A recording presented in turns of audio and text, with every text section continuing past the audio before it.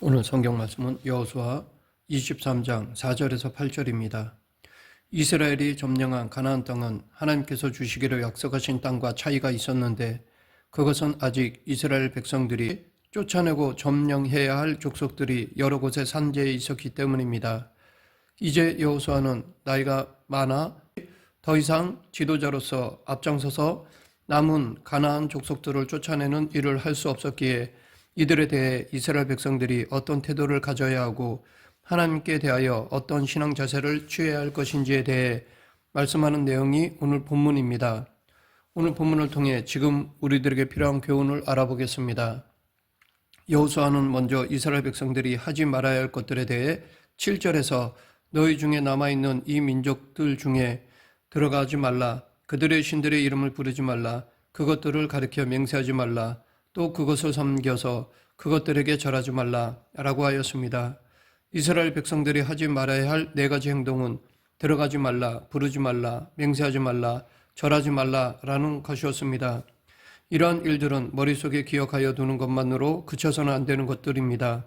반드시 행동으로 실천해야 합니다. 하나님의 백성으로서 다른 신을 믿는 사람들과의 만남에서 가장 중요한 첫 번째는 그들에게 들어가지 말아야 한다는 것입니다. 왜냐하면 그들에게 들어가면 그들을 따라서 그들이 믿는 신의 이름을 부르게 되고 맹세도 하게 되고 절도 하게 되기 때문입니다. 그러하기에 그들에게 들어가지 말라는 것은 하나님을 믿지 않는 사람들과 섞여 살지 말고 교제도 하지 말라는 것입니다.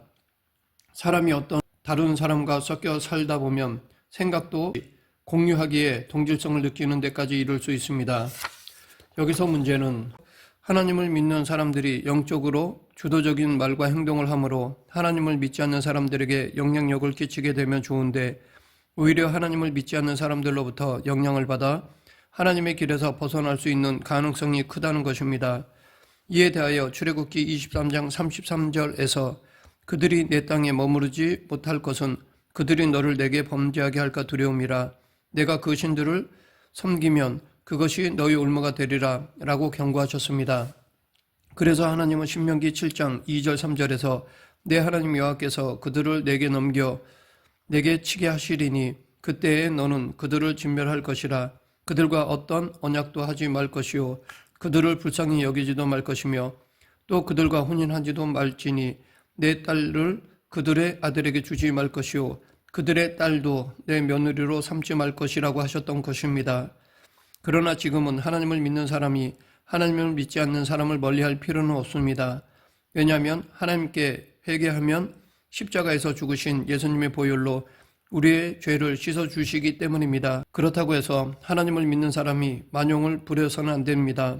왜냐하면 사람은 모든 죄를 회개한다고 할지라도 실제로 그렇지 못할 수도 있고 또한 자신의 삶에서 죄를 완전히 구별하여 회개할 수도 없기 때문입니다. 회개는 단지 자기 죄를 고백하기만 하면 되는 것이 아닙니다. 회개는 말 그대로 잘못을 뉘우치고 바로잡는 것입니다. 그러니까 잘못을 뉘우치는 것만으로 끝나서는 안 되고 다시는 죄의 길로 가지 않겠다는 결단과 그러한 잘못을 똑같이 반복해서 행동을 하지 않는 것입니다. 그러하기에 우리가 바른 회개를 하려면 먼저 하나님께서 말씀하시는 죄의 개념이 무엇인지부터 알아야 합니다. 죄는 신약 성경을 기록한 헬라어로 하말티아입니다. 이 하말티아라는 말의 의미는 관역을 빗나간 화살이라는 뜻이 있습니다. 이 말의 뜻을 풀면 우리는 죄가 무엇이며 회개는 무엇인지 확실하게 깨달을 수 있습니다. 여기서 관역을 빗나간 화살이라고 할 때 관역은 하나님을 가리키는 것이고 화살은 나를 가리킵니다. 그러므로 죄는 화살인 내가 관역이라는 하나님을 향하여 바로 날아가야 하는데 하나님이 아닌 다른 곳으로 향하여 빗나가고 있는 상태를 말하는 것입니다. 그러하기에 회개는 하나님을 향하여 나아가야 하는데 다른 곳을 향하여 나아가고 있는 나를 발견하고 잘못된 길로 가고 있음을 깨닫고 나의 삶을 하나님께로 방향을 바꾸어 가는 것입니다. 이렇게 회개하면 그 사람의 죄는 예수 그리스도의 보혈로 씻음을 받습니다. 이렇게 죄 씻음을 받은 성도는 앞으로 예수 그리스도를 본받아 빛의 삶을 살아가야 합니다. 즉 어두운 세상에 예수 그리스도의 빛을 비추어 어둠이 물러가게 해야 합니다. 내가 비추는 이 빛을 다른 사람들이 볼 때는 착한 행실로 보게 된다고 예수님께서 마태복음 5장 16절에서 말씀하셨습니다. 이같이 너희 빛이 사람 앞에 비치게 하여 그들로 너희 착한 행실을 보고 하늘에 계신 너희 아버지께 영광을 돌리게 하라. 그런데 문제가 있습니다. 자연 속에서 비추는 빛은 항상 어둠을 물러가게 하지만 사람 속에 비추는 예수님의 빛은 아무리 강해도 사람에게 있는 어둠을 자연스럽게 물러가게 하지 못한다는 것입니다. 예수님의 빛이 사람에게 비출 때 사람이 마음 문을 열고 예수님의 빛을 받아들여야 합니다.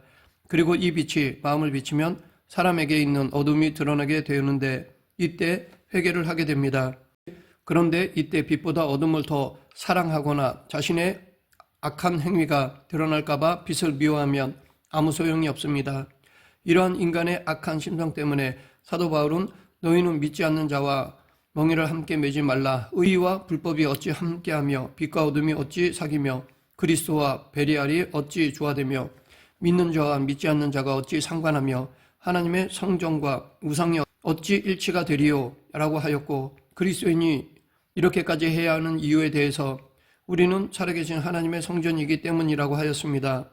그리고 계속해서 사도 바울은 그러므로 너희는 그들 중에서 나와서 따로 있고 부정한 것을 만지지 말라라고 하였습니다.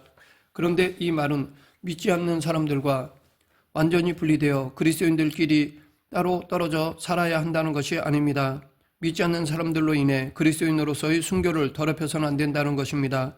이 말씀을 바르게 깨달으려면 우리는 고린도전서 5장 10절의 말씀을 함께 보아야 합니다. 이 말은 이 세상에 응하는 자들이나 탐하는 자들이나 속여 빼앗는 자들이나 우상 숭배하는 자들을 도무지 사귀지 말라 하는 것이 아니니 만일 그리하려면 너희가 세상 밖으로 나가야 할 것이라. 만약 그리스도인으로서의 순교를 지키기 위해서 이 사람도 만나지 말아야 하고 저 사람도 만나지 말아야 한다면 세상 밖으로 나가야 할 것이라는 뜻입니다. 또한 그렇다고 해서 세상과 타협하거나 동화되어 살아가라는 것도 아닙니다. 문제는 그리스도인으로서 구별된 삶을 살 수 있느냐라는 것입니다. 즉 세상으로부터 물들지 않을 수 있느냐라는 것입니다. 이러한 삶이 도저히 불가능하다고 판단하는 사람은 차라리 그리스도인으로서의 삶을 포기하고 세상과 하나 되어 사는 것이 낫다고 생각하는 사람도 있을 것입니다.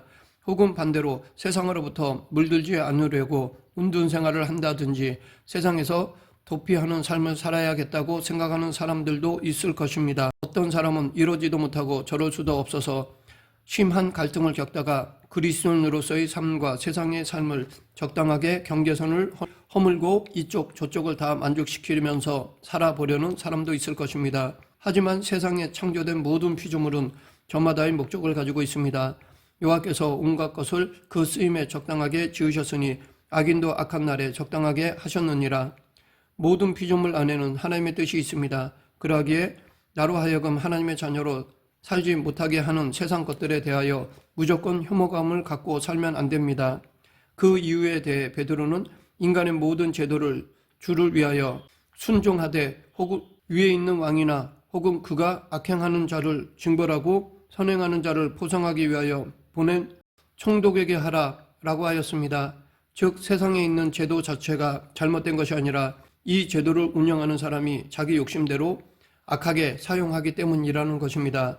계속해서 이 세상에 있는 제도가 필요한 이유에 대해 베드로는 곧 선행으로 어리석은 사람들의 무식한 말을 막으시는 것이라 라고 하였습니다. 즉 다수의 악인으로 인해 그리스도인이 세상을 선행으로 다스릴 수 없기에 제도를 이용하여 그 제도 안에서 사람들로 하여금 선행을 하도록 하나님이 허락하신 것이라는 것입니다. 그러므로 우리는 세상의 악한 것들이 모두 없어지면 신앙생활을 하기가 얼마나 좋을까라고 생각하지 말고 하나님께서는 당신의 어떤 목적이 계셔서 저런 악들도 허용하시는구나 라고 생각해야 합니다.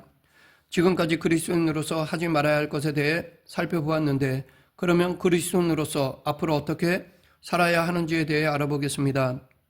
오늘 본문 6절 그러므로 너희는 크게 힘써 모세의 율법책에 기록된 것을 다 지켜 행하라. 그것을 떠나 우로나 좌로나 치우치지 말라. 여기 모세의 율법책에 기록된 것은 모세 오경을 말합니다. 물론 당시에는 지금의 성경처럼 잘 정리된 책은 아니었고 하나님께서 모세에게 명하셔서 기록한 단편적인 것들을 가리킨 것입니다. 그리고 이렇게 하나님의 말씀을 읽는 것은 하나님에 관한 지식을 쌓기 위한 것이 아니라 하나님 경외하기를 배우고 하나님 말씀을 지켜 행하기 위함입니다. 그것도 다 지켜 행하기 위해서입니다. 즉 하나님의 말씀 중에 자기의 입맛에 맞는 것만 골라 취사 선택하는 것이 아니라 다 지켜 행해야 한다는 것입니다. 그렇게 한다면 다른 민족들과 섞여 살아도 절대로 물들지 않을 수 있습니다. 그러나 이스라엘 백성들은 실패하였습니다. 사사기 2장 20절부터 22절에 보면 여호수아가 죽은 후 불과 얼마 지나지도 않아서 언약을 어겼고 하나님의 목소리에도 순종하지 않았습니다. 그래서 하나님은 여호수아가 살아생전 완전히 정복하지 않은 민족들을 다시는 이스라엘 앞에서 하나도 쫓아내지 않으시기로 작정하셨습니다. 즉 이제부터 하나님은 이방 민족들을 통하여 이스라엘을 시험하시기로 하신 것입니다. 이는 이스라엘이 그들의 조상들이 지킨 것 같이 나 여호와의 도를 지켜 행하나 아니하나 그들을 시험하려 함이라 하시니라. 하지만 이스라엘 백성들은 너무 쉽게 하나님 곁을 떠났습니다. 자신들을 구원해 주신 하나님을 버리고 이스라엘의 주변에 살고 있는 백성의 신들을 따라 그들에게 절하고 섬겼습니다. 이에 하나님은 주변 나라들을 막대기로 사용하시어 이스라엘을 치셨습니다. 그러자 이스라엘은 하나님께 용서를 구하고 구원해 주시기를 간구하였습니다. 그때마다 하나님은 사사들을 세우셔서 그들을 구원해 주셨습니다. 그런데 이 시간이 지나면 이스라엘 백성들은 또 하나님을 잊어버리고 하나님을 버렸습니다. 이러한 일이 계속해서 반복되는 이스라엘의 삶을 기록한 책이 사사기입니다. 그런데 본문에서 여호수아는 이스라엘 백성들에게 좌로나 우로나 치우치지 말라고 하였습니다. 사실 이 말은 여호수아가 처음으로 한 말이 아니라 하나님께서 과거 여호수아에게 하신 말씀이었습니다. 오직 강하고 극히 담대하여 나의 종 모세가 내게 명령한 그 율법을 다 지켜 행하고 우로나 좌로나 치우치지 말라. 그리하면 어디로 가든지 형통하리니. 이 말씀은 하나님의 말씀을 중심에 두고 그 하나님의 말씀이 좌우로 치우치지 않는 기준점이 되어야 한다는 것입니다. 여기 치우친다라는 말은 빗나간다, 방향을 돌이킨다라는 뜻으로 하나님의 뜻을 따르는 길에서 벗어나는 상태를 말합니다. 그러므로 사람이 살아가는 바른 길은 하나님의 길에서 벗어나거나 방향을 돌이키지 않고 하나님의 길을 따라 살아가는 것입니다. 이에 대한 좀 더 구체적인 표현이 여호수아 1장 8절입니다. 이 율법책을 내 입에서 떠나지 말게 하며 주야로 그것을 묵상하여 그 안에 기록된 대로 다 지켜 행하라. 그리하면 내 길이 평탄하게 될 것이며 내가 형통하리라. 여기서 세 가지로 말씀하셨습니다. 첫 번째는 하나님의 말씀을 내 입에서 떠나지 않게 하는 것입니다. 늘 말씀을 읽는 것입니다. 두 번째는 그 말씀을 묵상하는 것입니다. 말씀을 깊이 생각하고 살펴서 그 말씀의 뜻을 깨닫는 것입니다. 세 번째는 하나님의 뜻을 바르게 깨달았다면 기록된 말씀대로 다 지켜 행하는 것입니다. 그런데 오늘 본문 8절에서는 하나님의 백성으로서 살아가는 데 있어서 필요한 한 가지를 더 당부하는데 그것은 오직 너희 하나님 여호와께 가까이 하기를 오늘까지 행한 것 같이 하라입니다.